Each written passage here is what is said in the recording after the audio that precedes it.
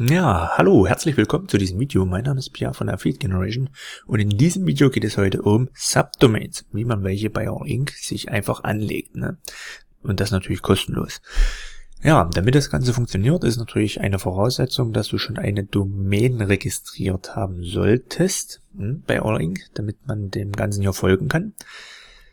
Wenn das so sein sollte, gehst du einfach nur in den Cast-Bereich von All-Inc, in die technische Verwaltung, dort unter dem Menüpunkt Subdomain. Dann gehen wir auf eine neue Subdomain anlegen und geben der Subdomain einen Namen. Wir nennen sie hier mal die Testseite. Wenn ich jetzt auf Speichern klicke, wird automatisch eine Subdomain angelegt. Die nennt sich dann testseite.affiliategeneration.com.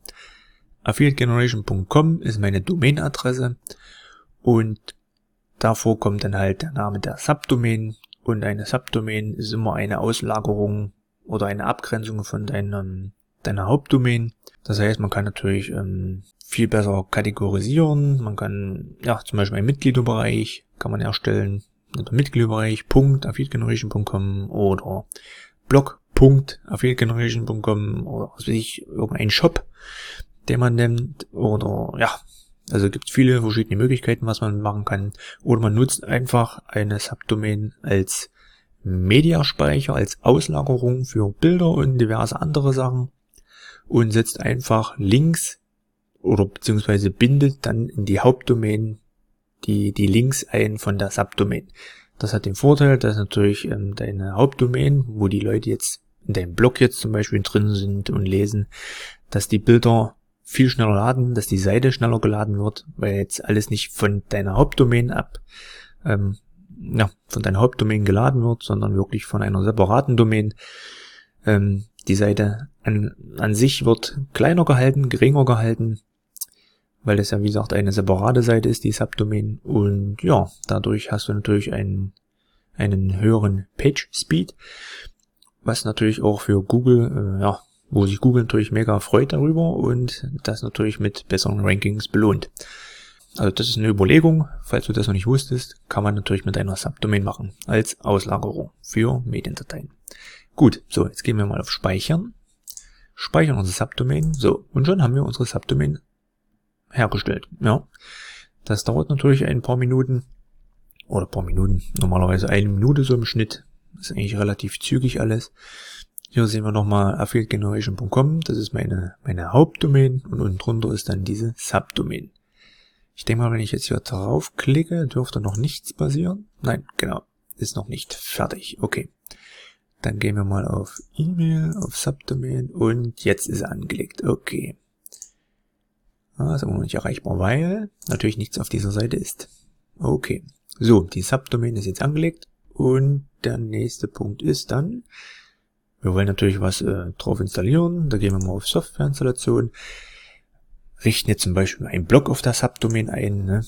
Nehmen WordPress hier mal als Beispiel. Gehen auf Weiter. Bei Domain wählen wir dann nicht die Hauptdomain aus, sondern die Subdomain, weil du möchtest ja natürlich die Software auf die Subdomain installieren. Dann nehmen wir die Testseite affiliategeneration.com. Wählen wir aus. Domainpfad lassen wir weg. Brauchen wir nicht und gehen einfach nur auf Weiter. Neue Datenbank wird angelegt unter Testseite affiliategeneration.com. Okay, gehen auf Weiter. Dann geben wir mal einen Login-Namen ein, den nehmen wir einfach mal Test. Passwort lassen wir automatisch generieren. Nur für Testzwecke natürlich. Das Ganze wird dann wieder gelöscht, sobald ich mit dem Video fertig bin. So, die E-Mail-Adresse dazu. So, die werde ich jetzt mal verschlüsseln, die E-Mail-Adresse.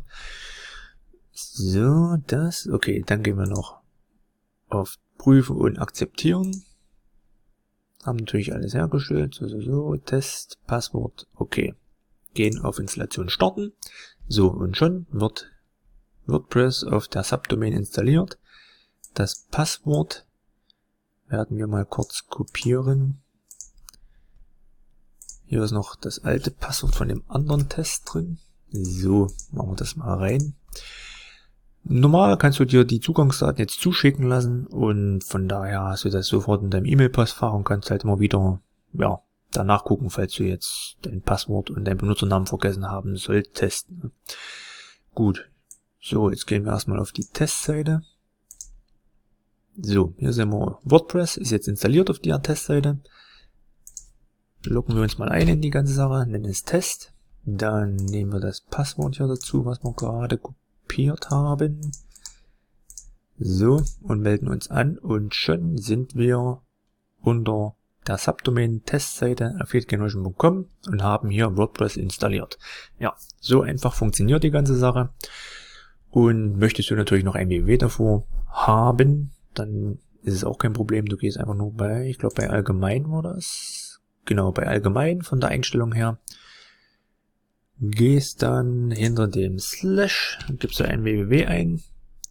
Hier unten auch nochmal ein www unter Website-Adresse und dann speicherst du die ganze Sache ab. Und schon hast du ein www vor der Testseite affiliategeneration.com. So, aus Sicherheitsgründen wirst du ausgeloggt, loggst dich halt nochmal ein und dann geht's ganz normal weiter. Wer das natürlich möchte. Wenn du kein www davor möchtest, und ja, dann lässt du es einfach weg. Funktioniert genauso. Ja, und das war das Video schon gewesen. Ich hoffe, es hat dir ein bisschen weitergeholfen. Du konntest ein paar Informationen mitnehmen und falls du irgendwelche Fragen haben solltest, dann hinterlasse mir doch einen Kommentar dazu und gib mir doch einen Daumen hoch, wenn dir dieses Video gefallen hat. Ich bedanke mich und bis zum nächsten Video. Ciao!